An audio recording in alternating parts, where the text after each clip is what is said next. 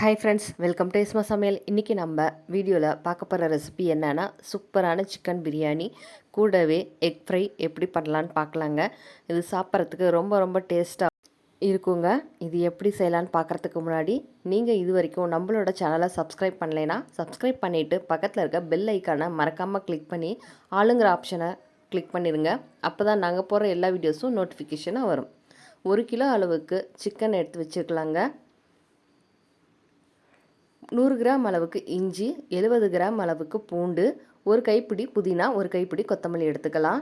இப்போது 350 கிராம் பெரிய வெங்காயம் எடுத்து வச்சுருக்கோம். 4 பச்சை மிளகாயை கீறி வச்சுருக்கோம்.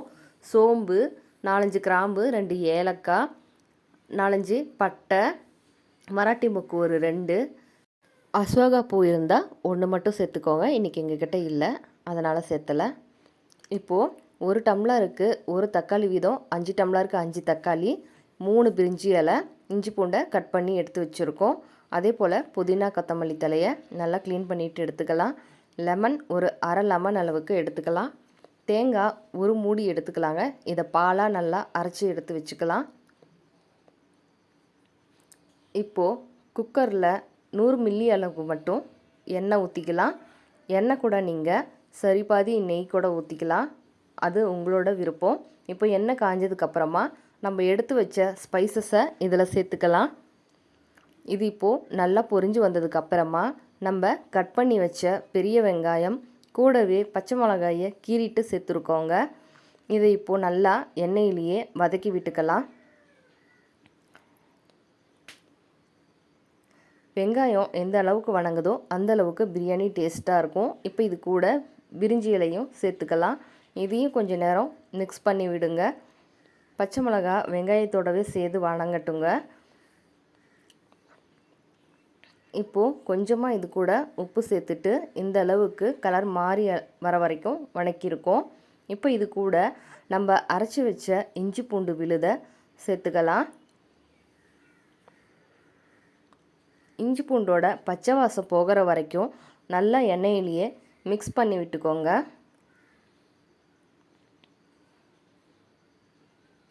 இஞ்சி பூண்டோட பச்சை வாசம் போயிட்டு நல்லா எண்ணெய் தெளிஞ்சு வந்த ஆரம்பிக்கும். அப்போது நம்ம எடுத்து வச்ச தக்காளியை சேர்த்துக்கலாம்.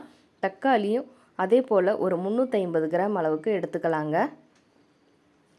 தக்காளி நல்லா கொழன்னு மேஷ் ஆகிற வரைக்கும் வதக்க போகிறோம். அதுக்காக மஞ்சத்தூள் சேர்த்துக்கிறோம். எப்போவுமே நம்ம தக்காளி சேர்த்து வதக்கும் போது கொஞ்சமாக மஞ்சத்தூள் சேர்த்து வதக்கணும்னா தக்காளி சீக்கிரமாகவே சுருண்டு வர ஆரம்பிச்சிடும். பாருங்கள், தக்காளி இந்த அளவுக்கு நல்லா சுருண்டு வந்துருச்சு. இப்போ இது கூட நம்ம ஆஞ்சி வச்ச புதினா தலையும் கொத்தமல்லி தலையும் சேர்த்துக்கலாம். இது கூடவே சேர்த்துட்டு நல்லா மிக்ஸ் பண்ணி விட்டுக்கலாம். புதினா தழை கொத்தமல்லி தழை சேர்த்துனதுக்கப்புறமா நமக்கு ஒரு நல்ல ஃப்ளேவர் கிடைக்கும்.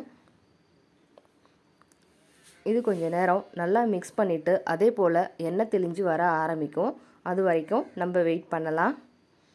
இப்போது எண்ணெய் தெளிஞ்சதுக்கு அப்புறமா நம்ம க்ளீன் பண்ணி வச்ச சிக்கன் பீஸ்களை இதில் சேர்த்துக்கலாம். சிக்கன் சேர்த்துட்டு கொஞ்ச நேரம் நல்லா மிக்ஸ் பண்ணி விட போகிறோம். இது இப்போது மிக்ஸ் பண்ணுறதுக்கு முன்னாடி நம்ம பிரியாணிக்கு தேவையான, அதாவது சிக்கனுக்கு தேவையான கல்லுப்பை சேர்த்துட்டு வதக்குங்க. அப்போ தான் சிக்கன் பீஸில் உப்பு இறங்கி சிக்கன் பீஸ் சாப்பிடும்போது டேஸ்ட்டாக இருக்கும். இப்போது பிரியாணிக்கு தேவையான அளவு மிளகாய்த்தூள் சேர்த்துக்கலாம். ஏற்கனவே பச்சை மிளகாயை நாங்கள் கீறிட்டு தாங்க போட்டிருக்கோம், அதனால் 2 ஸ்பூன் அளவுக்கு மட்டும் மிளகாய்த்தூள் சேர்த்துக்கிறோம். உங்களுக்கு எவ்வளோ தேவையோ அவ்வளோ சேர்த்துக்கோங்க. இப்போது சிக்கனில் கொஞ்சம் தண்ணி விட்டுருக்கு பாருங்கள், அந்த அளவை நீங்கள் கால்குலேட் பண்ணிக்கோங்க. எங்களுக்கு 2 டம்ளர் தண்ணி விட்டுருக்கு, அதனால் நாங்கள் 3 டம்ளர் அளவுக்கு தேங்காய் பால் விட்டுக்கிறோம்.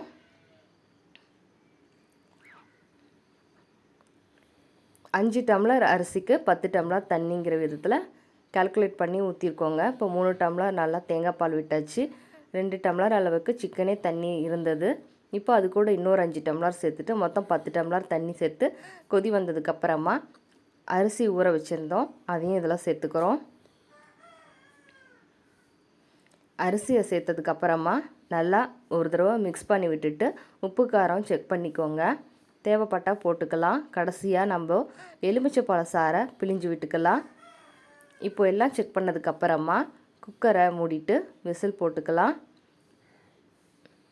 இப்போது ஒரு விசில் வந்ததுக்கு அப்புறமா நம்மளோட சிக்கன் பிரியாணி சூப்பராக ரெடி ஆகிடுச்சுங்க. வாழை இலையை விரித்து வச்சு அதில் சுட சுட பிரியாணியை கொட்டி பரப்பி விட்டு ஃபேமிலியாக உக்காந்து ரவுண்டு கட்டி சாப்பிடும்போது அதோட சந்தோஷமே வேறு லெவலில் இருந்துச்சுங்க. எங்களோட பிரியாணி இன்றைக்கி சூப்பராக ரெடி ஆகிடுச்சு. கம கம்முன்னு வாசமாக மட்டும் இல்லைங்க, ரொம்பவே டேஸ்ட்டாகவும் இருந்தது. இதே மாதிரி நீங்கள் மட்டன்லேயும் செஞ்சு பாருங்கள். சிக்கன் மட்டன் எதில் நீங்கள் செஞ்சாலுமே பிரியாணி வேறு லெவலில் இருக்குங்க. நீங்களும் கண்டிப்பாக ட்ரை பண்ணி பாருங்கள்.